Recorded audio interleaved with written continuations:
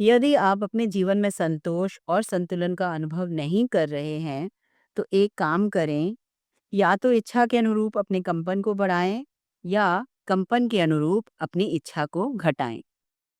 This a very important concept to understand. यदि आप अपने जीवन में संतोष और संतुलन का अनुभव नहीं कर रहे हैं, तो एक काम करें, या तो इच्छा के अनुरूप अपने कंपन को बढ़ाएं। This is what we do in meditation, in breath work, in creative visualisation. This is what we do. हम क्या करते हैं, हम जो पाना चाहते हैं, जो इच्छा करते हैं, उसके अनुरूप अपने कंपन को बढ़ाते हैं। We raise our vibration so that the universe matches that vibration to what we want. तो ये एक तरीका है। देन जो पाना है वो आपको मिल जाता है, इसलिए आप संतोष और संतुलन का अनुभव कर रहे हैं फिर लाइफ में, राइट?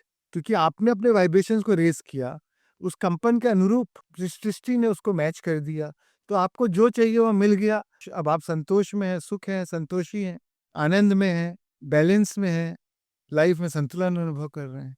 तो ये एक तरीका है। नाउ दूसरा तरीका ये है कि कंपन के अनुरूप अपनी इच्छा को घटाएं। अगर आपके वाइब्रेशंस लो है, अगर आपके कंपन कम है और उसके अनुरूप ही आप चीजों को आकर्षित कर रहे हैं और आपके सपने, आपके ख्वाब आप पूरा इसलिए नहीं कर पा रहे हैं, तो फिर अपनी इच्छाओं को घटा दीजिए। फिर जो है उसी में संतोष कर लीजिए, जैसा है उसी में संतोष कर लीजिए। तो दोनों रास्ते हैं और ऐसा नहीं है कि एक सही एक गलत। चॉइस आपके पास है, ना पहला रास्ता दूसरे से बेटर है, ना दूसरा पहले से बेटर है। This is a free will we have, this is a choice we have.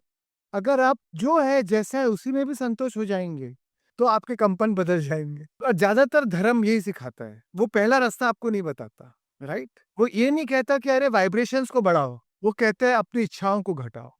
क्योंकि अगर वाइब्रेशंस को बढ़ाओगे तो आप स्वयं भगवान बन जाओगे, आप खुद गुरु बन जाओगे, फिर वो गुरु को सुनने क्यों जाओगे? तो धर्म को खतरा हो गया।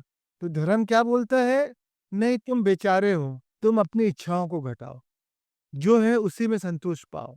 और मैंने ये नहीं कह रहा हूं कि वो गलत कह रहा है, बट वो आपको दोनों चॉइस नहीं दे रहा है। चॉइस आपका होना चाहिए कि मुझे क्या चॉइस चूज करना है। धर्म आपको एक ही चॉइस दे रहा है, मतलब आप पे इम्पोज कर रहा है, आपको फ्रीडम ऑफ चॉइस नहीं दे रहा है। पर अध्यात्म, क्वांटम फिजिक्स, क्वांटम साइंस आपको फ्रीडम ऑफ चॉइस देता है। आपके पास दोनों रास्ते हैं।